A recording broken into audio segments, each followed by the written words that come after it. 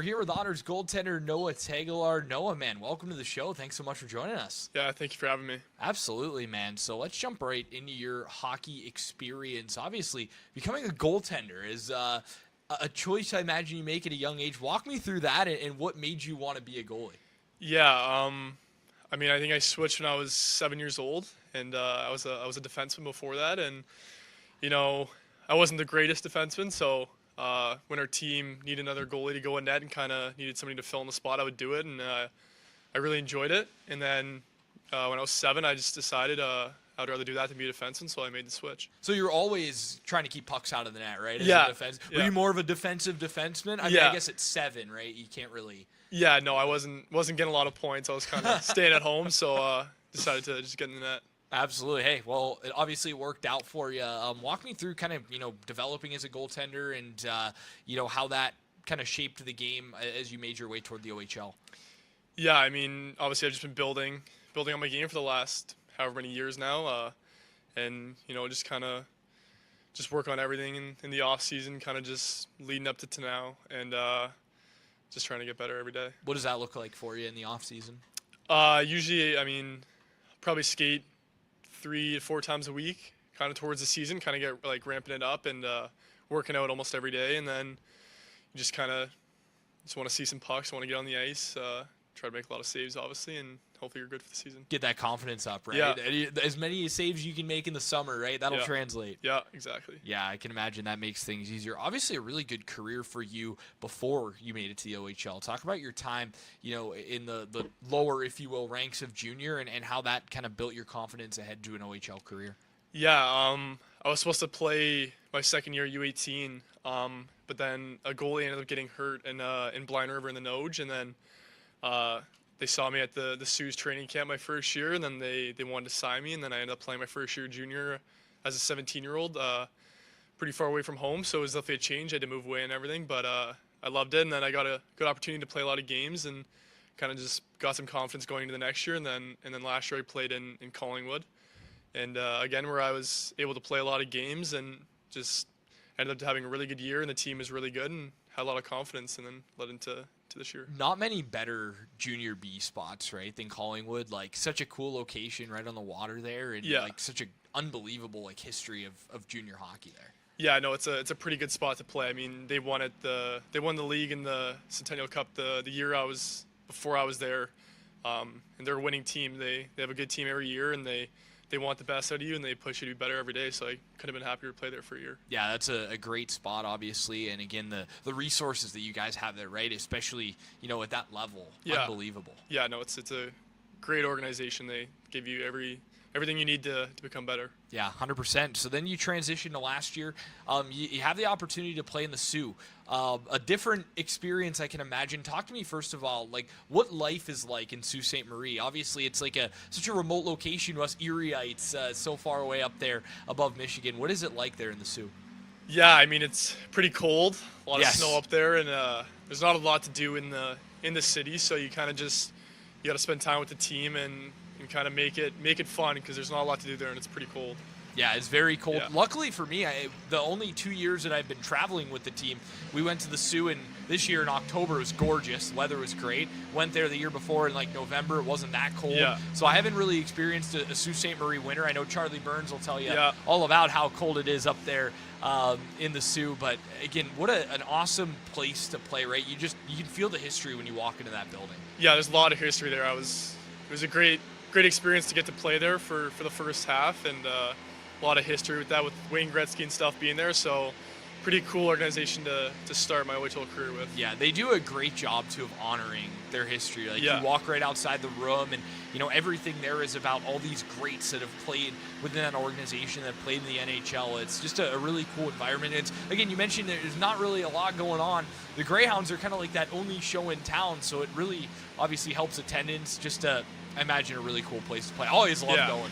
Yeah, the fans were great there, and they had Joe Thornton came the year before I was there, I think, or 2 years ago, and then they made the Jeff Carter jersey retirement this year. So a lot of people come back, and we honor their time with the Sioux, and it was a pretty cool experience. Yeah, with Jeff Carter coming back, you were around for that game, Yeah, right? yeah. Did he like come in, give a speech and everything? Like, Yeah, what was that like? Yeah, he came in and kind of just talked about what it was like when he was there and all the changes and stuff, and how lucky we are that with the new rink, because he played in the old rink there. Yeah, I was gonna say, you would have played in the old rink. So yeah, you got to see that for the first time, and he kind of just talked to us, gave us a pregame speech, did the lineup, and yeah, it's pretty cool. Yeah, that's one rink that you always hear. The old rink was like one of the true like icons of junior hockey, and I imagine the facilities now are significantly better than the old rink would have been, and I can imagine he had plenty of stories about that. But that is one place that if there is one rink in this league I wish I would have gotten to see a game at, probably the old Sioux Gardens. Like, it looked like a pretty cool old school barn, and like not many left these days in this league. Yeah, it was. I've only heard stuff about it. I've never seen it, so the way he talked about it, it was pretty old, and he was pretty happy that we got a new rink to play in. I do like that they kept the lighthouse right out in front there, because that was like the old entryway to the old rink. That was a nice touch when they did build the new one. It was mid-early 2000s when they built that new rink there. So, never got to go there, but that place looked pretty awesome. So obviously you get traded mid-season.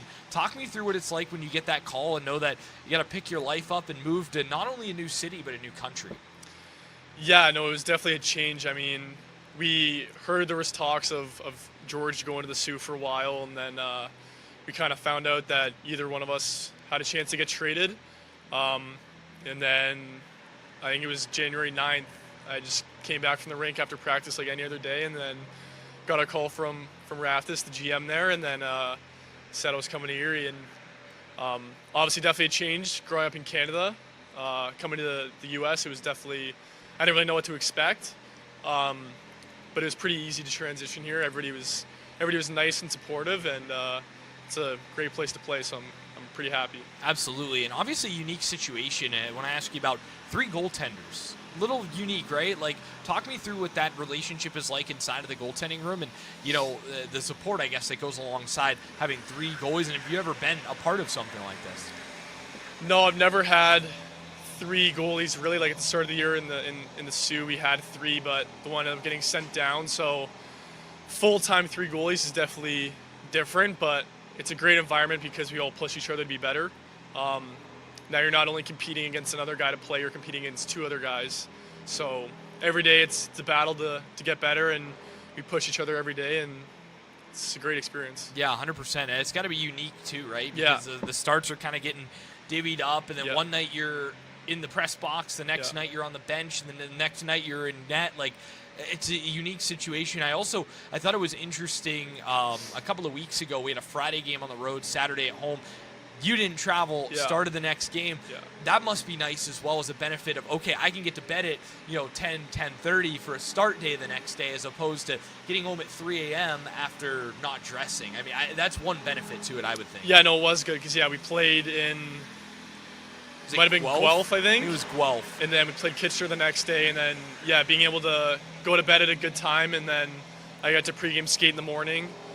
Instead of getting back late at night on the bus and having a bad sleep. So it's a lot better that way because you can be more ready for the games and stuff. Yeah, 100%. I feel like that would just make life a lot easier because okay, I'm starting the next day. You can kind of mentally prepare yourself for that. And again, that communication has to be so vital, right, for you guys, of just knowing, okay, I'm going to start the next day, go home, get nice rest, and then come back out and you're ready to go. Yeah, no, it was great. And then ended up playing pretty good against Kitchener that day, and then we ended up losing in overtime. But it was pretty good that I could get a good night's sleep and be ready for the game. What's been your first impressions of Erie and of the crowd here at the EIA?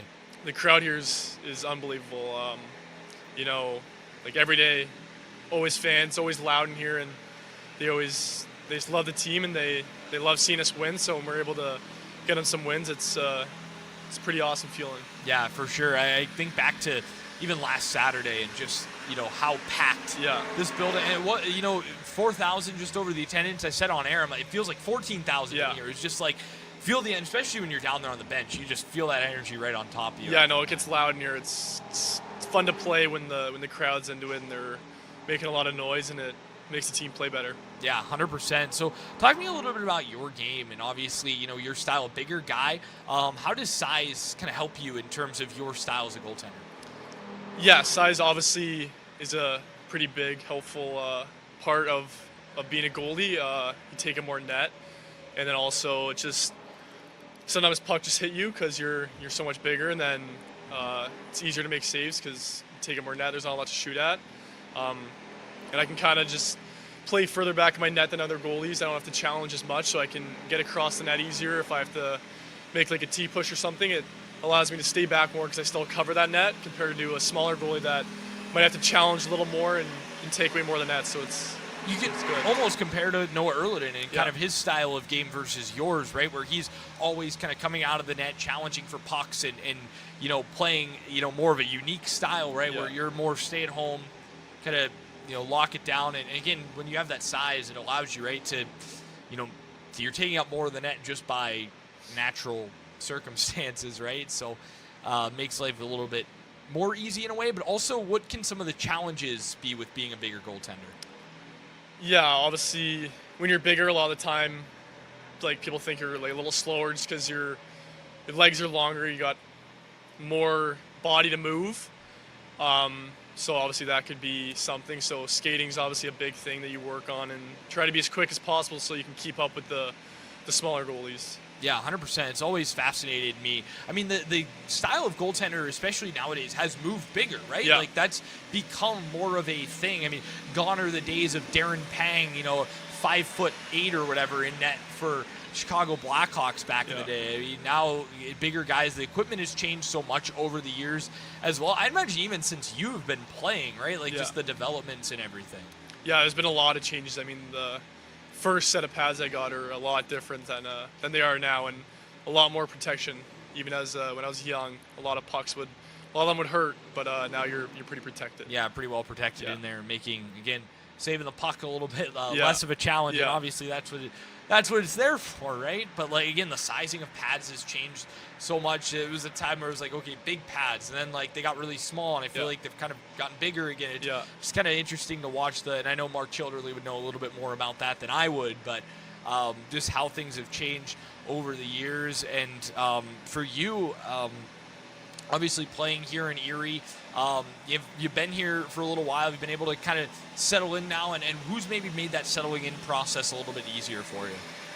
Yeah, honestly, everybody here, my teammates, the coaches, any staff, like my billets, everybody's been supportive, and they made me feel welcomed as soon as I got here, so the transition was pretty easy. And obviously the team, we're really close, and everybody hangs out with everybody, has fun with everybody, so it's pretty easy to come here and enjoy it. 100% makes life a little bit easier when you guys are as close as you are. And obviously, you mentioned everybody does kind of hang out with everybody, and that's something that's been kind of a tradition here, I feel like, over the last few years. And was there anybody that you had like a prior connection with within this organization, or was this a brand new experience for you? I didn't honestly know anybody. I just knew Charlie Burns, obviously, because he played in Blind River the year before I did. And from my coach, so I knew of him. Never actually talked to him, but other than that, I didn't know a single person coming here. Yeah, that's got to be interesting, that walking into that locker room, and especially knowing like a lot of the Toronto guys grow up with each other, even some of the American guys growing up with each other, playing with each other, through the ranks of their time. But walking in and be like, hey, what's up, guys? I'm Noah. I mean, what is that feeling like? Yeah, I know. It was a little scary at first, obviously, because I joined the team on the road in London. So I kind of got there when they were getting to the rink to unload all their stuff, and I just kind of walked there with my stuff. It was pretty late at night, too, right? Yeah, it was. After a game. It was like 11:30-ish, 12-ish, I think. And then, I met the team in there, and obviously I was walking in with all my Sioux stuff. So it was a little scary at first, but they made it pretty easy. Yeah, 100%. And obviously great leadership group as well within this team. And obviously, some changes within this organization, you being a part of that, coming in here and building alongside, these guys that are going to be here. What is that like and been like? Obviously, I know the results have sometimes not been there, but again, just kind of building alongside this process. Yeah, I mean, we're a very young team. So obviously the more experience we get, the more games everybody plays, everybody's going to get better. We're going to be a pretty similar team next year, so a lot of guys are going to come back. So every year you just keep building and you keep trying to get better than last year, and hopefully Yeah, and you hear in this league too, the more guys that come back, that usually, bodes for more success, obviously, just with how tight the group is. How important is that to have, a bunch of guys coming back and being a part of, the season before, coming back and being a part of that? Yeah, it's huge. I mean, we have a lot of new guys this year, a lot of rookies, a lot of guys it's their first year in the league, including me. But the more you play with each other, when the team's almost the exact same the next year, and everybody plays with each other again, people get more games. Everybody just gets better. You know what to expect from everybody. There's like a standard, and you play to that standard, and you just build every year. What has been the biggest thing you've learned throughout your first full year in the Ontario Hockey League? That's a good question. Just that it's a tough league. Yeah, it is. That's one thing you hear is, right, that jump between, especially minor midget to the OHL. That's as a 16-year-old. But for you now, as more of not an older guy, but right, you've been around junior hockey for a while. I imagine that jump, it probably hits you right away, right, in that first handful of games? Yeah, the first few games was definitely an adjustment. It's a lot quicker. Also, the teams are just deep. Anybody on any team can score a goal, so you kind of have to be worried about anybody. Not just the top lines. Anybody that comes down, they can all score goals. So you got to be ready for anybody. That's fascinating because, yeah, in the OHL, right, it can truly be anybody. But you look at probably some of the teams I imagine you played. If you shut down their top line, you're going to be in a pretty good spot. Yeah. That's obviously so tough. And I was even in here the other night when we got back from Guelph, and there was a Gannon-Barron club hockey game going on. And I was like, man, just take for granted the Ontario Hockey League and watching as much OHL hockey we do, and just how good this league is and how much fun it is to cover this league. And I imagine being down there and just the speed of the game right away. Was that something that jumped out? Yeah, definitely. The speed of everybody in the passing was probably the biggest thing. Just because you got to get quicker. Can never be too fast. So just adjusting to that. And then you settle in, then you're okay. But that was definitely a big adjustment. Yeah, again, the speed of the game and just, how quick some of the top teams are too, right? Yeah. Like, obviously, anybody can beat anybody, but you look at, some of those top teams are built with guys that are going to be playing in the NHL in 2 or 3 years. Yeah. Just, I imagine, what's it like staring down a guy like that? Yeah, I mean, obviously, they're, like, some teams are pretty strong. They're pretty deep. You just gotta know that any night we can beat any team and we can win any game. So you kind of just gotta respect them, but know that we're all in this league for a reason. We can keep up with them. 100%. And obviously for you as a goaltender, I know the stereotype is out there around goaltenders, right? You got to be a little bit, I don't want to say weird, but to play the position, right? Like, although I would say we had a pretty darn good group of pretty, straight, normal, pretty great guys, in between the pipes here. What would you say about that?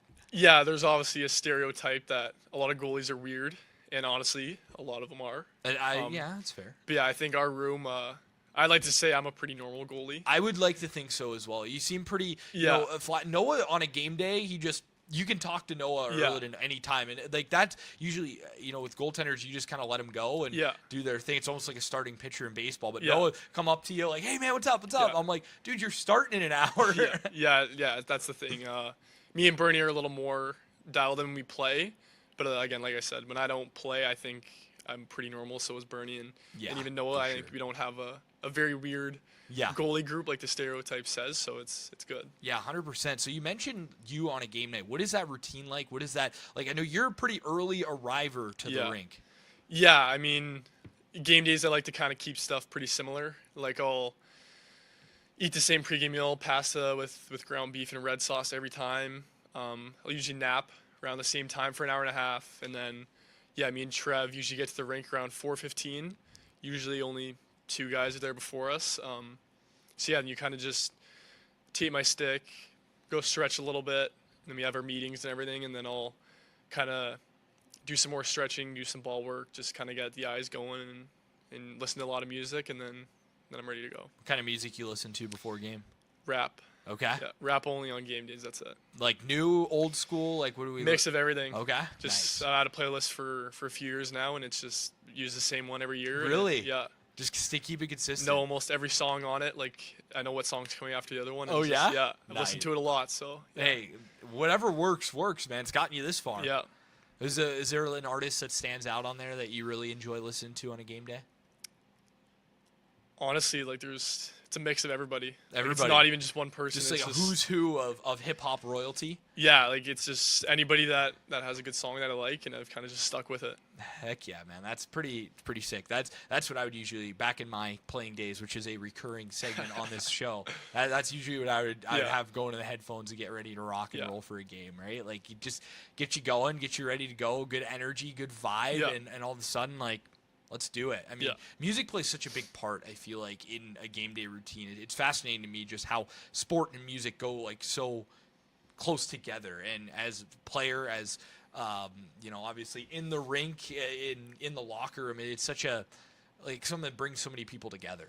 Yeah, exactly. And like for me, the rap just kind of it puts me in a mental side where I'm not too jacked up. Because if I'm too jacked up, like you want to be calm as a goalie, you don't want to be too like.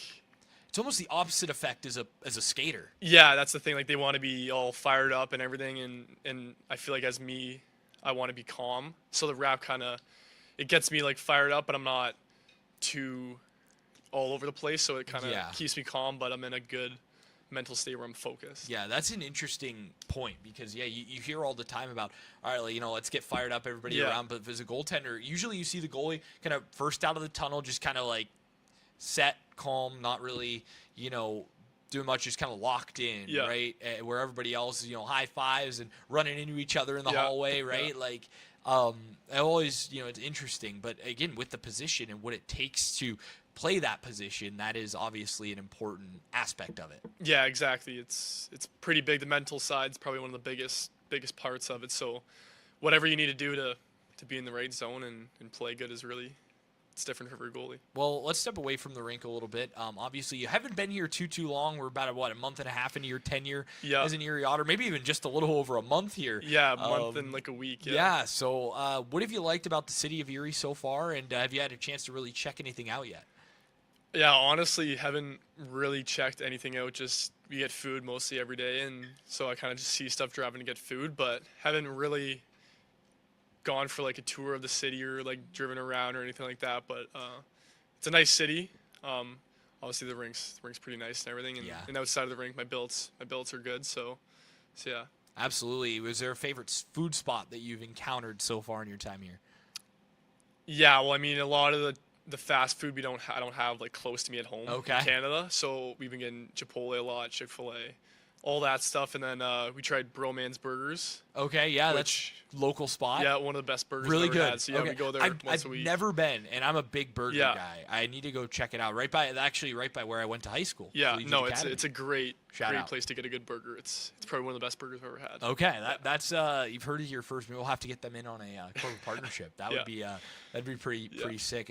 Lori's is another one that we always hear on the podcast. Like the big time breakfast spot. Haven't gone there yet though. Really? Yeah. That's a place that if you talk to an Otter 20 years ago or an Otter now, everybody goes there. That's like it's been passed down through the generations of the Erie Otters. Like it's a game day breakfast spot. Yeah, I usually just eat breakfast at my billet house when I get back. So haven't tried it yet, but I've heard a lot of good things. Well, and we've had so many games in such a short amount of time. I mean, January was weird because it was Friday, Saturday, pretty much the entire month. Yeah. But now, like, you had 4 games in 6 days, and a lengthy stretch there. But what else do you like to get into away from the rink? Honestly, here, like during the season, just watch a lot of TV shows, just kind of find something new to watch, keep me busy. Or haven't played video games that much this year, but usually video games are my go-to. And then like in the summer and stuff, love to golf, a lot of other sports, just hanging out with my friends and everything. Yeah, 100%. Just enjoy, the summertime. Yeah. Video games. What video games are you into? A lot of different stuff. I'd play sports games like MLB, NHL, then I'd play Call of Duty, Rocket League, almost everything. Nice. So just everything. Yeah. What system you on? PS5. Okay, that's fine. I only do the sports games for me, but I always enjoy, MLB the show. Yeah. I'm a big baseball guy. Yeah, so same. are you a big baseball guy? Yeah, I played baseball till I was 16. I think. There's so many baseball connections Yeah. on this team. Yeah. You look at Caden Edwards, and him.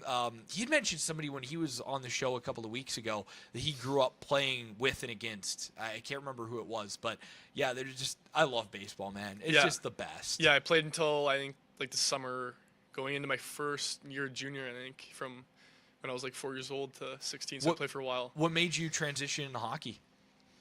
I just kind of always put hockey first. Okay. Because we'd train through the winter, and I'd kind of not really go. If I had hockey, I'd go to hockey over baseball, obviously because it wasn't in season.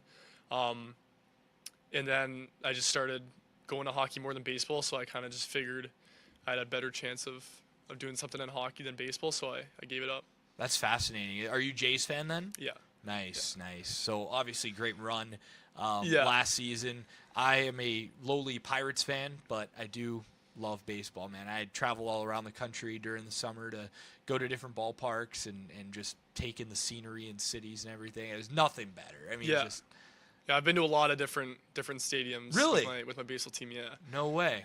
What's your favorite one that you've been to? Pittsburgh's was pretty nice. Pretty good. And then St. Louis was pretty cool. Good one too. Yep. And we went to Atlanta when they renovated another it. good one. So Atlanta was nice. Another good one. But yeah, a lot of cool ones out there. I've been to all but 5. I'm going to finish them off this summer. So the only one I've heard that is close to Pittsburgh is San Diego. And I'm going to get to go there this summer. Yeah, so that'd be pretty cool. Looking forward to that. But yeah, Pittsburgh's still my favorite. I love San Francisco. Yeah. Have you been to Baltimore? Baltimore's a good one. Yeah, Really I went cool. on the field in Pittsburgh. That's sick. Got to go on the field. Yeah, that was That's pretty sick. cool Yeah, experience. that is really cool. I got to go on the field in Minnesota. Steven, who used to be our mascot back in the day, is now the Twins mascot. Really? And he hooked us up with all kinds of access and everything when I was there over the summer. Just, there's nothing beats just a summer night at the ballpark, man. It's just awesome. Toronto's a cool spot too. Toronto right is good. downtown. Yeah. Always enjoy a night game there with the roof open. Is always with the CN Tower great. lit up, it's pretty nice. Pretty good spot. I thought they did a really nice job with the renovations as well. Yeah, they did. Yeah. Over the last few years, it was previously wasn't the greatest. I went there first in 2017, and it was all right, it's fine. But really impressed with how they've renovated over the years. Yeah, I went there in the summer to a few games, and it was pretty nice now. Yeah, 100%, man. Well, we could probably talk baseball all day, but we'll bring it back to the rink here to kind of put a bow on this. So obviously, as you wrap up this season, what are you looking to kind of get out of the rest of your time here this year and looking ahead to the summer for next year? Yeah, just obviously building off of what I've done so far this year. Just play as many games as I can the rest of the season, and then go into the summer and keep building, and then hopefully come back next year and have a great year. Absolutely, man. Well, we're looking forward to what should be an exciting year ahead for you and for this team, and really appreciate you taking some time to join us here on the show. Yeah, thank you for having me. Absolutely. Well, that's going to do it for another edition of the Off the Record podcast alongside our friends at the Gem City Sports Podcast Network. Remind you that we're on every Thursday, 7 p.m. on the Gem City Sports Podcast Network, presented by Rebich Investments. And if you miss it, you can join us on the Otters YouTube channel. So many other places. More information on ottershockey.com. For our guest, Noah Tegelaar, my name is Trevor Cabea. Thanks so much for joining us on another edition of Off the Record.